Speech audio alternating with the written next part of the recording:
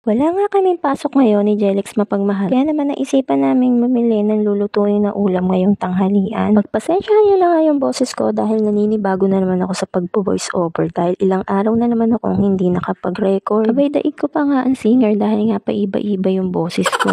Charis. Nang makabili na nga sa labasan namin ng uulamin namin ngayong tanghalian ay inisikaso na nga rin namin kaagad. Bumili na nga kami dyan ng mga iba't ibang gulay na panglahok sa gagawin naming sinigang at bumili na nga rin kami ng mga iba't ibang hindi nga namin lalagyan ng karne itong sinigang na gagawin namin at puro gulay nga lang ang laman nito. Naglagay nga lang kami dyan ng talbos ng kamote, okra, talong at siling pangsigang. Nang magayat na nga namin yung lahat ng gulay ay sinalang na nga rin namin to agad. Madali lang naman maluto to dahil puro gulay lang naman yung laman ng sinigang namin. At habang nakasala nga tong sinigang na gulay namin ay inintindi naman namin tong talapia na nabili namin. Bumili din pala kami nitong talapia para nga may kapartner yung gulay na sinigang. Nilinis na nga ni Jelix Mapagmahal itong mga isda dahil nga may mga tira-tira pang mga bituka. Nilinis na nga to dun sa tindahan pero dahil nga may tira-tira pa, ililinisin nga uli. Ang malinis na nga ni Jelix Mapagmahal, lahat ng isda ay nilagay naman namin to sa malinis na pinggan. At pagkatapos ay binudburan naman namin to ng crispy fry. Masarap nga pala ang tilapia kapag nilalagyan ng crispy fry. Na-try nyo na bang maglagay ng crispy fry kapag nagpiprito kayo ng tilapia? Kung hindi pa, i-try nyo dahil masarap nga yun. Nang malagyan na nga namin lahat ng part ng isda ng crispy fry, nagsalang na nga kami ng kawali. Naglagay na nga rin kami agad dyan ng mantika at nung uminit na nga yung mantika ay nilagay na nga namin tong mga talapia. Kaya nga pala ganyan yung kulay ng mantika namin dahil ayan nga pala yung pinagprituhan ng minarinade namin na manok. Nilagay na nga namin lahat ng talapia dito sa kawali at pagkatapos ay binaliktad naman namin to para nga yung kabilang side naman yung maprito. Grabe kung naaamoy nyo nga lang yung talapia na piniprito namin ay napakabango talaga. Lalo nga siyang bumango dahil nga sa nilagay namin crispy fry. At habang piniprito pa nga namin yung isda ay naggawa naman kami ng sausawan ni Jelix Mapagmahal. Abay, tunay naman talagang napakagaling ni Jelix Mapagmahal. Abay, ginawang sangkalan yung pinggan. Oh no!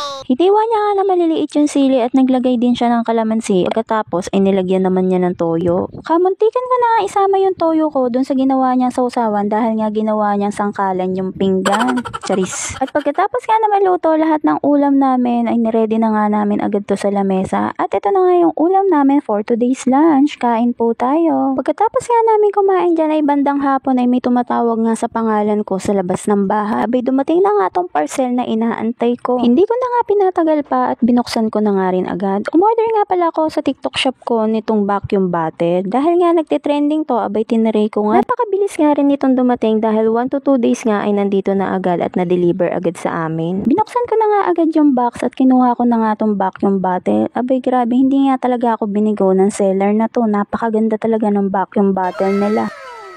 At kung namamahalan nga kayo sa Aqua Plus bottle, abay sign na nga to para bumili din kayo ng gantong vacuum bottle. Hindi nga halatang mumurahin nga lang to dahil nga mukhang sosyalin. Dahil nga naka-flash sale, nabili ko nga lang to ng 187 pesos. Ang original price niya ay nasa 200 plus kaya naman nakamura ko lalo. At dahil nagustuhan ni Jelix Mapagmahal yung unang vacuum bottle na nabili ko, binigay ko na nga sa kanya para nga mapalitan yung bottle niya na ginagamit sa trabaho. At dahil nga nagustuhan ni Jelix Mapagmahal yung unang vacuum bottle na nabili ko ay umorder nga ulit ako sa TikTok shop. At dahil favorite color ko ang purple, kaya naman purple na yung in-order ko. Yung unang order ko kasi ay wala yung purple dahil sold out na. Kaya naman ibang color yung in-order ko. Maganda rin nga pala tong nabili kong vacuum bottle dahil nga 100% stainless steel na nga rin siya. At hindi nga lang yan, nag-i-stay nga yung cold niya for 24 hours at nag-i-stay naman yung hot niya ng 8 hours. O diba? Kaya naman kung gusto nyo matry at bumili din ng gantong vacuum bottle na super mura at affordable, ililink ko na nga lang sa comment section para maka-order na rin kayo. At hanggang dito na nga lang muna ang ating mini vlogs. Kita-kits na lang sa susunod ko pang upload. Bye!